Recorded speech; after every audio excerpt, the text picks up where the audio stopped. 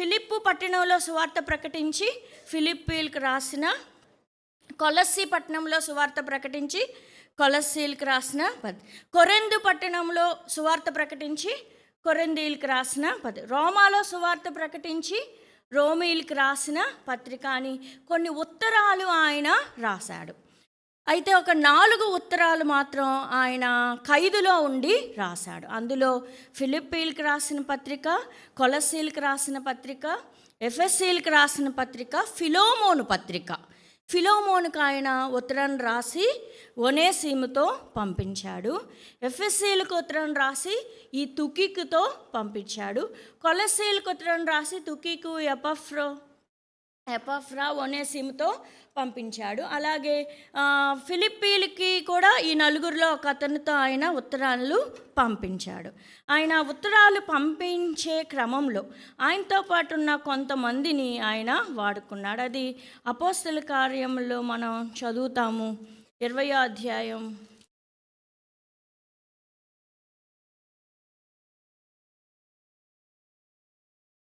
4వ వచనం నుంచి చదివితే, మరియు పుర్రు కుమారుడును బెరయా పట్టణస్థుడైన సోపత్రును, తెసలోనికేయులలో అరిస్తార్కును, సెకందును, దెర్బే పట్టణస్థుడైన గాయియును, తిమోతియును, ఆసియా దేశస్థులైన తుకికు, త్రోఫీమును అతనితో కూడా ఉండిరి.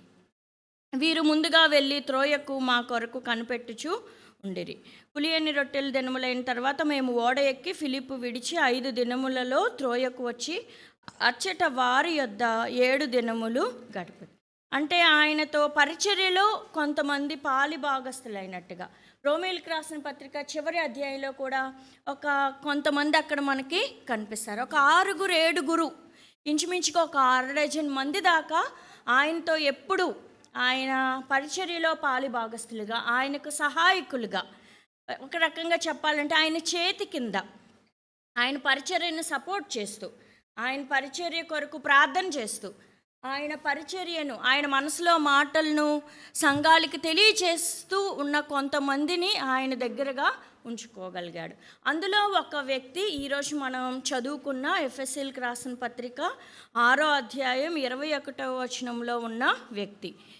మీరును నా క్షేమ సమాచారం అంతయు తెలుసుకొనుటకును ప్రియ సహోదరుడును ప్రభువునందు నమ్మకమైన పరిచారకుడునైన తుకికు నా సంగతులన్నీయు మీకు తెలియచేయను. 2వ విషయం, మీరు మా సమాచారం తెలుసుకుంటకు అతడు మీ హృదయములను ఓదార్చుటకు అతనిని మీ యొద్ద పంపితిని. మొదటి విషయం, తుకికు నమ్మకమైన పరిచారకుడు, సేవకునికి నమ్మకం కలిగించిన వ్యక్తి.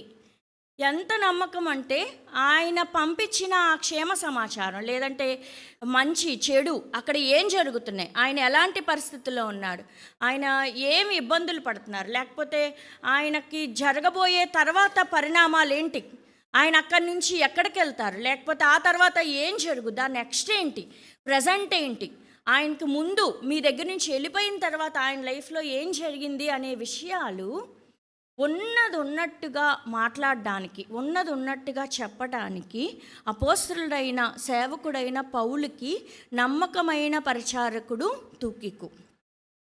ఈ విషయాలన్నీ తీసుకొచ్చి ఆయన ఎక్కడ చెప్పాడు? సంఘంలో చెప్పాడు. ఏ సంఘంలో? ఎఫెసు సంఘంలో చెప్పాడు. ఎఫెసు సంఘానికి, లేదంటే సంఘస్థులకు, సేవకుడికి మధ్యవర్తిగా ఆయన ఉన్నాడు. సేవకుడి మనసులో మాటలు, ఆయన రాసిన విషయాలు, సేవకునికున్న ఆలోచనలు, సేవకునికున్న అంతరార్థాలు, ఆయన కడుపులో ఉన్న బాధ, ఆయన ఎవరెవరి గురించి ఏమేమి అనుకుంటున్నాడనే విషయాలు జాగ్రత్తగా నమ్మకంగా సేవకుని దగ్గర ఉంటూ ఉన్నది ఉన్నట్టుగా విశ్వాసులకు చేరవేసిన వ్యక్తి తుకికు.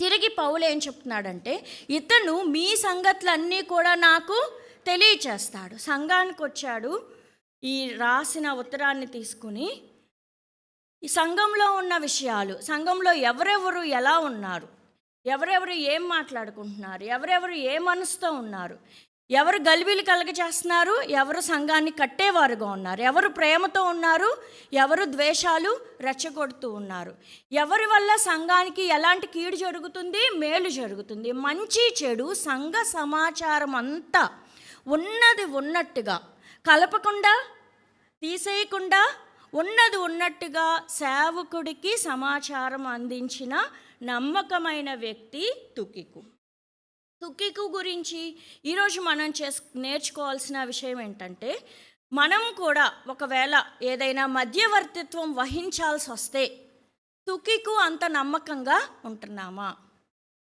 సేవకుడు ఏ ఉద్దేశంతో ఒక మాట మాట్లాడాడో చక్కగా అర్థం చేసుకుని అదే ఉద్దేశాన్ని ఉన్నది ఉన్నట్టుగా విశ్వాసి దాకా చేర్చగలిగే అంత నమ్మకంగా, ఒకవేళ మనం ఎవరమైనా మధ్యవర్తిత్వం వహిస్తుంటే, మీడియేటర్గా ఉంటే, మనలో ఎవరమైనా అంబాసిడర్స్గా ఉంటుంటే, అంటే విషయాలు తెలియపరిచే అంత అవకాశం, ఒకవేళ ఆ వరం దేవుడు ఏమన్నా మనకిస్తే, తుకికు అంత నమ్మకంగా మనం పనిలో ఉంటున్నామా? తుకికులాగా మన పరిచర్యలో మనం కొనసాగుతున్నామా? చూడండి, అందరికీ ఆ పని అప్పగించబడదు. చాలామంది పౌలు దగ్గర ఉన్నారు, కానీ విషయాలు చేరవేసే పని మాత్రం తుకికు లాంటి ఒక 3-4 అప్పగించబడింది. సంఘంలో మనం చాలామందిమి ఉన్నాము. అందరితో విషయాలు చేరవేయడు సేవకుడు.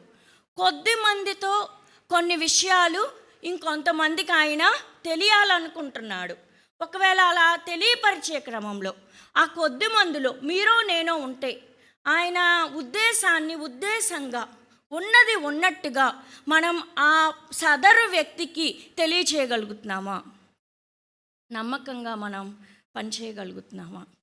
ఒకవేళ మధ్యవర్తిత్వం వహించే పనిలో నేను కానీ మీరు కానీ ఉంటే, ఇవాళ మనం ఈ ప్రశ్న వేసుకోవాలి. సేవకుడు నన్ను నమ్మగలడా? నన్ను నమ్మి ఆయన ఏదైనా పని అప్పగించగలడా?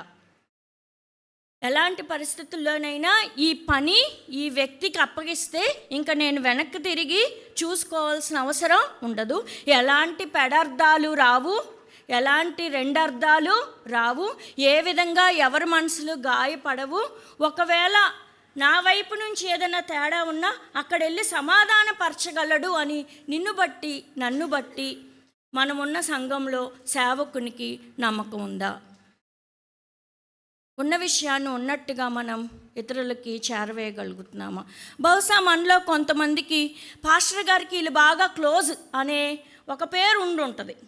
వాళ్ళు బాగా దగ్గరగా ఉంటారు, వీళ్ళు బాగా మాట్లాడతారు, వీళ్ళు చాలా క్లోజ్గా ఉంటారు అనే ఒకవేళ పేరు మనం ఏమన్నా మోస్తూ ఉంటే మన మీద చాలా బాధ్యత ఉన్నట్టు, మన బాధ్యత రెట్టింపైనట్టు. దాన్ని మనం ఆసరాగా తీసుకోకుండా, ఏది నేను చెప్పినా ఆయన వినేస్తాడని అనుకోకుండా, ఉన్నది ఉన్నట్టుగా విశ్వాసుల హృదయాల్లోని విషయాలు సేవకుని దాకా మనం చేరవేయగలుగుతున్నామా?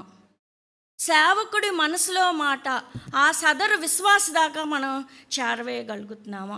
నీతో మాట్లాడుతూ ఏదో క్షేమ సమాచారాలు అడుగుతూ ఎవరో ఫలానా వ్యక్తి గురించి నీ దగ్గర ఎత్తే, ఆ వ్యక్తి అలా ఉన్నాడు, అలా ఉన్నాడా, ఇలా ఉన్నారు, లేకపోతే ఫలానా సంగతి ఏంటని నీ దగ్గర మాట్లాడిన విషయాలు ఉన్నది ఉన్నట్టుగా అటువైపు వ్యక్తికి చెప్పాల్సి వస్తే మనం నమ్మకంగానే ఉన్నామా? మనలో కొన్నిసార్లు కొంతమంది ఎలా ఉన్నామంటే మధ్యవర్తులంగానే ఉన్నాం, కానీ ఉన్న విషయాన్ని ఉన్నట్లుగా చెప్పట్లేదు. మనం మాటలు మోసేవారంగా ఉండద్దు, విషయాన్ని సమాచారాన్ని అందిస్తూ సమాధానపరిచేవారంగా ఉందాము. తుకికు అలాంటి పని చేశాడు. ఇంకొక ఆయన్ని చూసుకుంటే రెండవ విషయం 22వ వచనంలో, మీరు మా సమాచారం తెలుసుకొనుటకును అతడు మీ హృదయములను ఓదార్చుటకును అతనిని మీ వద్దకు పంపి. ఎంత మంచి మధ్యవర్తో చూడండి.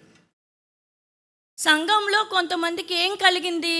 దుఃఖం కలిగింది, వేదన కలిగింది, ఏదో బాధలో ఉన్నారు, ఆందోళన పడుతూ ఉన్నారు.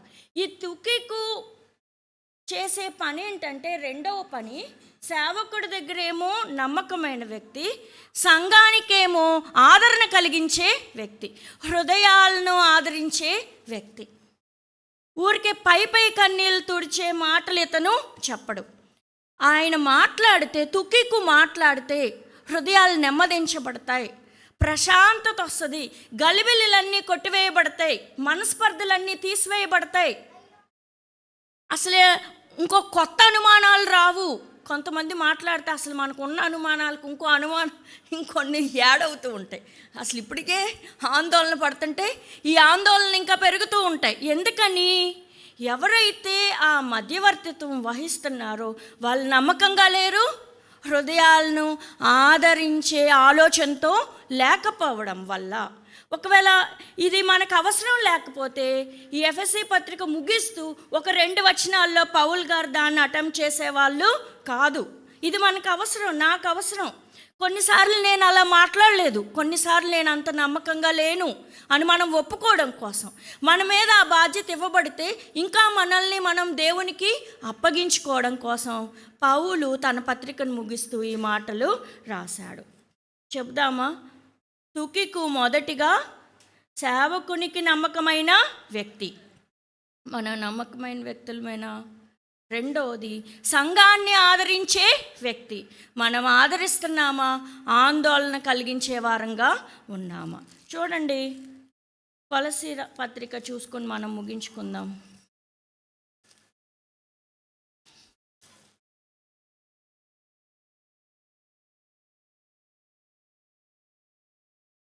నాలుగో అధ్యాయం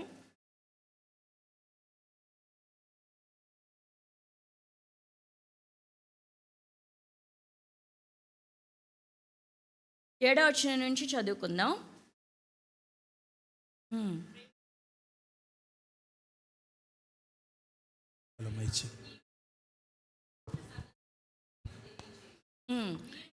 తెలుసుకున్నట్లు మీ హృదయములను అతడు ఆదరించినట్లును అతనిని అతనితో కూడా నమ్మకమైన ప్రియ సహోదరుడైన ఒనేసిమును మీ యొద్దకు పంపుచున్నాను. ఇతడు మీ యొద్ద నుండి వచ్చిన వాడే. వీడిక్కడికి సంగతులన్నీ మీకు తెలియచేతురు.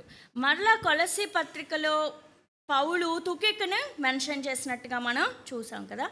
ఇతను ఎవరు? ఇంకొక బిరుదు ఇతనికి ప్రియ సహోదరుడు, ప్రభువునందు నమ్మకమైన పరిచారకుడు. నా తోటి సేవకుడైన తుకికు నన్ను గూర్చిన సంగతులన్నీ మీకు తెలియచేయను. మీరు మా స్థితి తెలుసుకున్నట్లు మీ హృదయములను అతడు ఆదరించినట్లును. మళ్ళీ సేమ్ పదం, ఒకటే పదం కొలసీలకు రాసిన పత్రికలో కూడా తుకికు గురించి ఆయన మాట్లాడుతున్నాడు. మీ హృదయములను ఆదరించినట్లను అతనితో కూడా ఇంకొక ప్రియ సహోదరుడు అన్నాడంట, నమ్మకస్తుడు సేవకునికి. ఎవరైనా? ఒనేసిము. ఈ ఒనేసిమును మనం ఎక్కడ చూస్తాము? ఫిలోమోన్ పత్రికలో చూస్తాం కదా. ఫిలోమోన్ దగ్గర నుంచి పారిపోయి ఖైదులో ఉన్న పౌలు దగ్గరికి వెళ్ళిన వ్యక్తి. ఏదో తప్పు చేశాడు, ఆయన కూడా పట్టుకుని ఒనేసిమును కూడా చెరసాల్లో వేశారు. చెరసాలలో అక్కడ పౌలు ద్వారా సువార్త విని మారుమనసు పొంది యేసు ప్రభువుని తెలుసుకున్న వ్యక్తి పరిచర్యలో పాలిభాగస్తుడు అయ్యాడు. అక్కడి నుంచి అతను ఎంత దొంగగా వెళ్ళాడో అక్కడి నుంచి అతను అంత నమ్మకమైన వ్యక్తిగా మారాడు. అక్కడి నుంచి ఆయనతో కూడా ఆయన ఒక ఉత్తరాన్ని పంపించాడు ఫిలోమోన్కి. చూడండి, ప్రియ సహోదరుడైన ఒనేసిమును మీ యొద్దకు పంపుచున్నాను. ఇతడు మీ యొద్ద నుండి వచ్చిన వాడే. వీరిక్కడి సంగతులన్నీ మీకు తెలియచేతురు. మరలా మనం ఆ 10వ వచనం చదువుకుంటే, నాతో కూడా చెరలో ఉన్న అరిస్తార్కును. కొంతమంది వెతుక్కుంటున్నారు చూడండి, కొత్త నిబంధన భాగంలో 184వ పేజీ. నాతో కూడా చెరలో ఉన్న అరిస్తార్కును, బర్నబాకు, సమీప జ్ఞాతి అయిన మార్కును మీకు వందనములు చెప్పుచున్నారు. ఈ మార్కును గూర్చి మీరు ఆజ్ఞలు పొందితిరి. ఇతడు మీ వద్దకు వచ్చిన ఎడల ఇతని చేర్చుకొనుడి. మరియు యూస్తు అను యేసు కూడా మీకు వందనములు చెప్పుచున్నాడు. వీరు సున్నతి పొందిన వారిలో చేరిన వారు. వీరు మాత్రమే దేవుని రాజ్యము నిమిత్తం నా జత పని వారై ఉన్నారు. వీరి వలన నాకు ఆదరణ కలిగెను. వీళ్ళు సంఘాన్ని ఆదరించేవారుగా ఉన్నారు, తిరిగి సేవకుణ్ణి ఆదరించేవారుగా ఉన్నారు. అసలు ఎంత గొప్ప మాట అండి. మనలో చాలామంది మీ సేవకుణ్ణి ఏడిపించకుండా ఉంటే చాలు కదా. సంఘాన్ని ఆదరించేవారుగా ఉన్నారు, సేవకుని ఆదరించేవారుగా ఉన్నారు. సేవకునికి ఆదరణ కావాలా? కావాలి. అందుకే ఆయన ఆ మాట చెప్తున్నాడు, వీరు నాకు ఆదరణ కలిగించిన వారు, నన్ను ఓదార్చారు.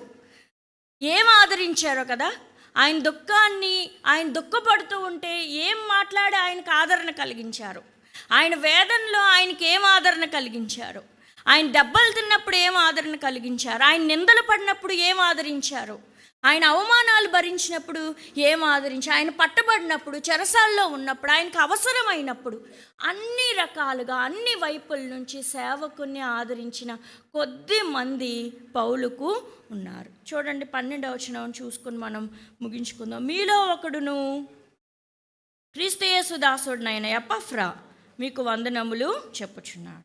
మీరు సంపూర్ణులను, ప్రతి విషయంలో దేవుని చిత్తమును గూర్చిన సంపూర్ణ ఆత్మ నిశ్చయత గలవారునై నిలకడగా ఉండవలనని ఇతడు ఎల్లప్పుడూ మీ కొరకు తన ప్రార్థనలో పోరాడుచున్నాడు. ఇక్కడ ఒక రెండవ వ్యక్తిని మనం చూసాం. మొదటి వ్యక్తి ఎవరు? తుకికు. చాలామంది ఇలా చేశారు. అయితే ఈరోజు మనం ఇద్దరు గురించి చదువుకుని నేర్చుకోబోతున్నాం. మొదటి వ్యక్తి తుకికు. అతను నమ్మకమైన పరిచారకుడు, సేవకునికి, సంఘానికి ఆదరణ కలిగించిన వ్యక్తి. రెండవ వ్యక్తి మనం చదువుకున్నాం, ఎపఫ్రా. ఇతడు ఎవరంట? మీలో ఒకడు, అంటే మనలో ఒకడు. అతనుకున్న ఒక పరిచర్య భారం ఏంటంటే, మీరు సంపూర్ణులను, ప్రతి విషయంలో దేవుని చిత్తమును గూర్చిన సంపూర్ణ ఆత్మ నిశ్చయత గలవారునై మీరు దేవునిలో నిలకడగా ఉండాలని ఇతడు ఎల్లప్పుడూ మీ కొరకు తన ప్రార్థనలో పోరాడుచున్నాడు. ఇతను ప్రార్థనలో పోరాడే వ్యక్తి. సంఘం కొరకు, సంఘం సంపూర్ణ ఆత్మతో నింపబడాలని, సంఘంలో ప్రతి బిడ్డ దేవుని చిత్తాన్ని గూర్చిన విషయం వివరంగా తెలుసుకోవాలి అని, దేవునిలో సంఘం ఎల్లప్పుడూ నిలకడగా ఉండాలని, వీళ్ళందరి కోసం వీళ్ళల్లో ఉన్న ఒక వ్యక్తి ప్రార్థనలో పోరాడుతున్నాడు. రెండో విషయం అయిపోయింది, వర్తమానం. ఒక వ్యక్తి నమ్మకస్తుడు, రెండవ వ్యక్తి ప్రార్థన పరిచర్య చేసే పోరాటం కలిగిన వాడు. ఒకవేళ సంఘంలో మనం మధ్యవర్తిత్వం వహించే పని మనకు రాకపోవచ్చు, లేదంటే ఆ పని మనం చెయ్యకపోవచ్చు, లేదంటే మనకు కుదరకపోవచ్చు, ఆ పనికి పాస్టర్ గారు మనల్ని వాడుకోకపోవచ్చు, లేకపోతే కొంతమంది విశ్వాసులకి సేవకుడికి విషయం అందజేసేలాగా మనం కనిపించకపోవచ్చు, మనం ఆనకపోవచ్చు కదా. ఒకవేళ ఈమెం చెప్పిద్దిలే అనుకోవచ్చు. ఒకవేళ మనం ఏమన్నా చిన్న చూపు చూడబడవచ్చు, అంత పెద్ద పని మనం చేయడానికి సరిపోకపోవచ్చు. కానీ ఈ ఎపఫ్రా చేసిన పని ఏంటంటే, తన తోటి విశ్వాసులందరి కొరకు ఆయన ప్రార్థనలో పోరాడుతున్నాడు. ఈ పని చేయడానికి ఏ అర్హత కావాలి మనకి? ఏ అర్హత అవసరం లేదు. నాలాగా పాస్టర్ గారిలాగా చదువుకోకపోయినా ఈ పని చెయ్యొచ్చు, ఎలాంటి ఉద్యోగాలు చేసినా ఈ పని చెయ్యొచ్చు, హౌస్ వైఫ్ అయినా లేదంటే బయట ఉద్యోగాలు చేసే వాళ్ళైనా ఈ పని చెయ్యొచ్చు. ఏంటి ఈయన చేసిన పని అంటే సుధా, ప్రార్థనలో పోరాటం. పోరాటం గురించి ఒకసారి మనం ఆలోచించుకుందామా? ఎవరు పోరాడతారు అసలు? మామూలుగా ఇక కూర్చోండి అందరూ. పోరాటాలు చేసి మనకు స్వాతంత్రం వచ్చి, చాలామంది పోరాడితే మనకేమొచ్చింది? వచ్చిందా లేదా? మౌన పోరాటాలు, అహింసా పోరాటాలు, హింసా పోరాటాలు, అందరూ కలిసి అన్ని రకాలుగా పోరాడితే మనకి స్వాతంత్రం వచ్చింది. కొంతమంది వాళ్ళ హక్కుల కోసం ఏం చేస్తారు?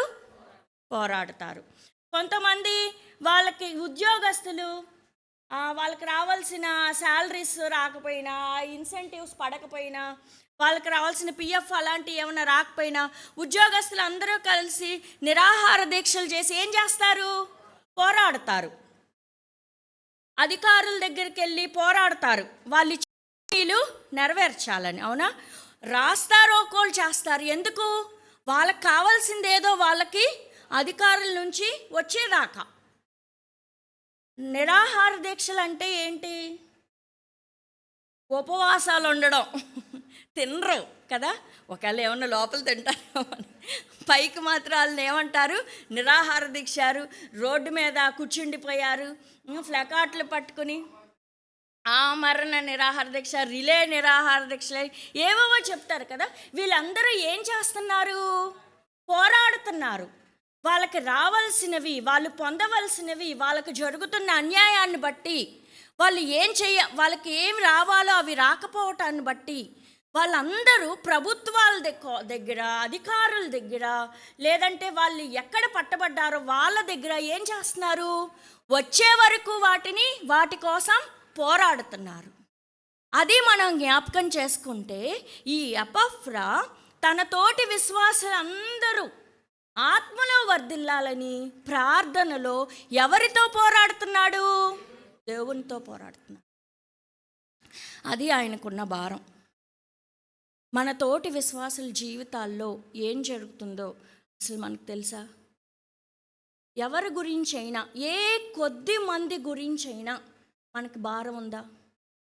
ఎవరి విషయాలైనా మనల్ని గుండెల్ని పిండి చేస్తూ మన కళ్ళ వెంట కన్నీళ్ళు వచ్చేలాగా చేస్తున్నాయా? ఎవరి అనారోగ్యాల కోసమైనా మనం దేవుని పాదాల దగ్గర పోరాడుతున్నామా? అసలు మన గురించి మనం చేసుకోవడమే మనకి చాలా కష్టం. పొద్దున్న చేస్తే సాయంత్రం మానేస్తాం, సాయంత్రం చేస్తే 2 రోజులు ఇంక చెయ్యం, వారంలో ఒక రోజు ఏమన్నా ప్రార్థన చేస్తే ఇంకెంతో బాగా పోరాడేసాం అన్నంత ఫీలింగ్ వచ్చేస్తుంది మనకే కదా. కానీ ఈ ఎపఫ్రా అలాంటి వ్యక్తి కాదు. తన కోసం ఏదైనా చేసుకుంటున్నాడా? తన కుటుంబం కోసం, తన పిల్లల ఉద్యోగాల కోసం, తన వాళ్ళ ఆరోగ్యాల కోసం, తన సేవ బలంగా ఉండాలని కాదు, తన తోటి సహోదరుల కోసం ప్రతిరోజు దేవుని దగ్గర పోరాడుతున్నాడు.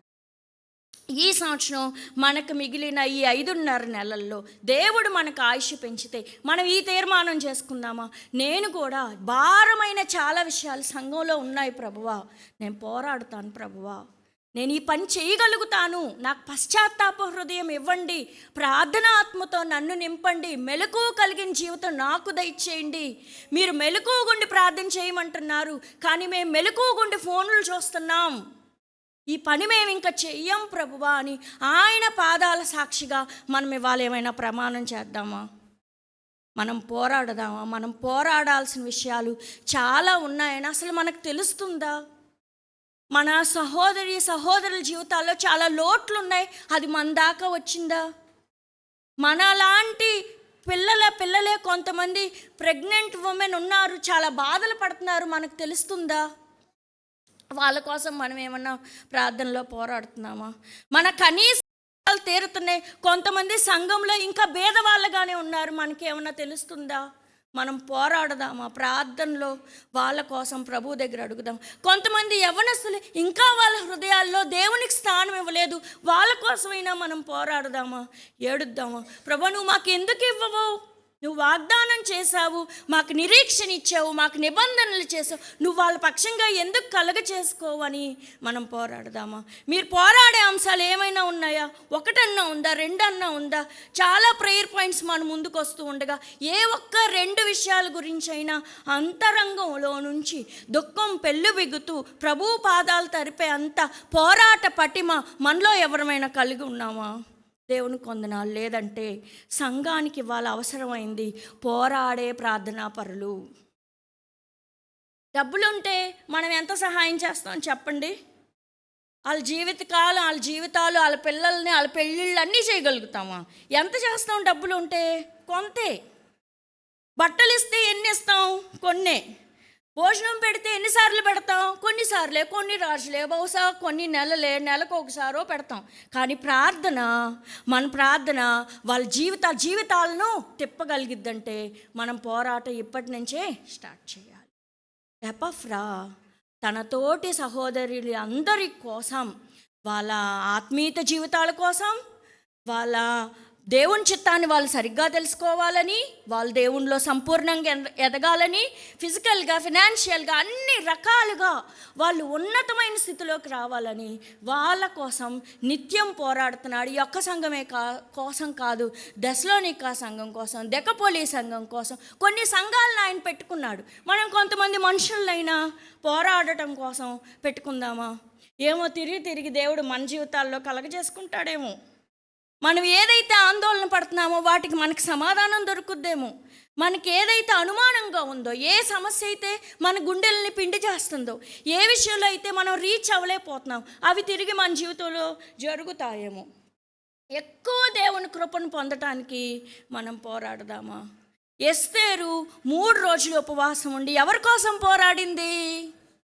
తన వాళ్ళందరి కోసం పోరాడింది కదా. తన సేఫ్ జోన్లోనే ఉందా? ఉంది కదా. చక్కగా రాణి ప్లేస్ ఆమెకి, ఆమె దగ్గర చుట్టూ పనికత్తెలు, చెలికత్తెలు, ఆమెకి ఏ విధంగానూ ఆమెకి ఏ నష్టం లేదు. కానీ ఉపవాసం ఉండి కడుపు మార్చుకుని ఏం తినకుండా ఏడ్చే అంత ఎందుకు పోరాడింది? తన వాళ్ళందరి రక్షణ కోసం ఆమె పోరాడింది. ముందులో ఆ పోరాట పట్టమా ఆమెకు లేనప్పుడు తన పెనతండ్రి అయిన మొద్దుకై ఆమెను ఏం చేశాడు? మోటివేట్ చేశాడు. ఒకవేళ నువ్వు కనుక పోరాడకపోతే, నువ్వు ప్రార్థన చేయకపోతే కామ్గా ఉండు, యూదులకు సహాయం వేరే వైపు నుంచి వచ్చింది, వీళ్ళు మాత్రం ఏం నాశనం అవ్వరు. కానీ ఆ పోరాడే ఛాన్స్ నీకొస్తే నువ్వు వదులుకోమా. కానీ ఆమెను మోటివేట్ చేశాడు. వెంటనే ఆమె ఏమైంది? రియలైజ్ అయ్యింది. ఎంత అద్భుతంగా పోరాడిందో, ఎంత చక్కగా ప్రార్థన చేసిందో. రాజులను, శాసనాలను మన పోరాటంతో కూడిన ప్రార్థనా జీవితం ఖచ్చితంగా మూర్ఖులైన యవ్వనస్తుల హృదయాలను మనం పోరాటంతో చేసే ప్రార్థన ఖచ్చితంగా మార్చగలదు. వాళ్ళ నిర్ణయాలు మార్చుకోలేరు, కానీ మన ప్రార్థన వాళ్ళ జీవితాలను మార్చగలదు. మనం పోరాడదాం. ఎవరెవరు పోరాడారో గుర్తు చేసుకుందాం. దానియేలు తన వాళ్ళ కోసం పోరాడాడు. ఎజ్రా, నెహెమ్యా పోరాడారు. వాళ్ళు చెయ్యని తప్పులు వాళ్ళ మీద వేసుకుని మేం తప్పులు చేసామని ప్రభువు దగ్గర ఒప్పుకున్నారు. దానియేలు ఏమంటాడంటే, అయ్యా నాకు సిగ్గే తగ్గి ఉన్నది, నా వాళ్ళకు నువ్వు సహాయం చేయడానికి మేము సరిపోము, కానీ జాలు చేసుకో అయ్యా అని పోరాడారు. పెద్దక్క ప్రార్థన చేస్తుంది గ్రూప్ ప్రేయర్లో. ఆ మాట నన్ను బాగా పట్టుకుంది. యవ్వనస్తుల కోసం ప్రార్థన చేస్తూ, అయ్యా మా యవ్వనస్తులు మాకు చాలా చిన్నపిల్లలయ్యా, వాళ్ళ పసి మనసులు గాయపడతాయ్యా, చదువుకున్నారయ్యా, వాళ్ళకు ఉద్యోగాలు ఇవే, వాళ్ళనేం అనమాకయ్యా, వాళ్ళ పట్ల నువ్వు జాలు చేసుకో అయ్యా. దేవుడు జాలు చేసుకోడా? కఠినాత్మురాలనైనా నా కళ్ళల్లో నీళ్ళు వస్తే దేవుడి కళ్ళల్లో రావా? వస్తాయా రావా చెప్పండి? మనం పోరాడాలా వద్దా? పోరాడకుండానే అన్నీ వచ్చేయాలంటే ఎలా వచ్చేస్తాయి? స్వతంత్రమే రాలేదు కదా. ఆలోచించండి. దేశాలకి యుద్ధాలు ఆగాలంటే ఏం చేయాలి? ప్రార్థనలో పోరాడాలి. ఈ మధ్య మేము మధ్యాహ్నం ప్రార్థనా సమయాల్లో ఈ స్వస్థతల కోసం, అనారోగ్యాల కోసం, లేకపోతే మన సంఘంలో ఉన్న లోకల్ విషయాల కోసం ఒక వారం రోజులుగా మేము ప్రార్థన ఆపి ఏం చేశాము అంటే, అసలు ప్రపంచంలో ఏం జరుగుతుంది, కమ్యూనిస్ట్ దేశాల్లో ఏం జరుగుతుంది, యుద్ధాలు జరుగుతున్న చోట వాతావరణం ఎలా ఉంది, మన దేశంలోనే మణిపూర్ ఎలా ఉంది, వాళ్ళందరికీ త్రిపురలో మొన్న ఏం జరిగింది, ఆ గురుభక్తి మోజులో పడి కొంతమంది ఎలా చనిపోయారు, మన చుట్టూ చాలా జరుగుతున్నాయి. ఫోన్లో మీరేం చూస్తున్నారో అప్డేట్స్ చూడండి, ప్రపంచ అప్డేట్స్. మనం పోరాడాలి. వాళ్ళందరి గురించిన భారం మన మీద ఉంది. మనం తప్పకుండా వాళ్ళ విషయంలో కలగ చేసుకోవాలి. మన తోటి సహోదరుల కోసం, మన కుటుంబస్తుల కోసం, మారని మన వాళ్ళ కోసం, విగ్రహారాధనలో ఉన్న వాళ్ళ కోసం, గుడ్డిగా లోక సంబంధమైన విషయాలని ఫాలో అవుతున్న వాళ్ళ కోసం, నీ మనసుకి ఏది భారంగా అనిపిస్తుంది, నువ్వు ఏది విని తట్టుకోలేకపోతున్నావు, ఏది వింటే నీ మనసు చలించిపోతుంది, అదే దేవుడు నీకు ఇచ్చిన భారం, నాకు ఇచ్చిన భారం. మన ప్రార్థనలో వాటి కోసం ఎపఫ్రాలాగా పోరాడదాం. తుకికులాగా సేవకుడికి నమ్మకమైన పరిచారకులుగా ఉందాం. ఒక మాట తీసేయద్దు, ఒక మాట కలపద్దు. నువ్వు నమ్మకమైన పరిచారకుడుగా ఉంటే కొంతమంది విశ్వాసులు నీకు రీచ్ అవుతారు. వాళ్ళతో నువ్వు నమ్మకంగా సమాధానం చెప్పు, సమాధానపరచు. హృదయాలను కలవరపెట్టకు, హృదయాలను సమాధానపరచు, హృదయాలను ఆదరించు. ఆ పని ఒకవేళ దేవుడు మనకిస్తే మనం నమ్మకంగా చేద్దాం. రెండవది, ఎపఫ్రా ఏం చేశాడు? అందరి కోసం, తన తోటి సహోదరులందరి కోసం ప్రార్థనలో పోరాడాడు. ఆయన పోరాటంలో ఖచ్చితంగా గెలిచే ఉంటాడు. ఆయన ప్రార్థన చేసిన ఎన్నో అంశాలకు జవాబులు ఖచ్చితంగా దొరికే ఉంటాయి. ఎందుకంటే ఆయన ఏ స్వార్థ ప్రార్థనలు చేయలేదు. ఏ లోక సంబంధమైన విషయాలు ఆయన ప్రార్థనలో అంశాలుగా లేవు. తప్పకుండా దేవుడు ఆయన ప్రార్థనలు అంగీకరించి ఉంటాడు. మన ప్రార్థనా జీవితాన్ని, సేవకుడి దగ్గర మన నమ్మకత్వాన్ని పరిశీలన చేసుకుంటూ మనం ప్రార్థన చేసుకుందాం. తల వంచి కళ్ళు మూసుకుందాం.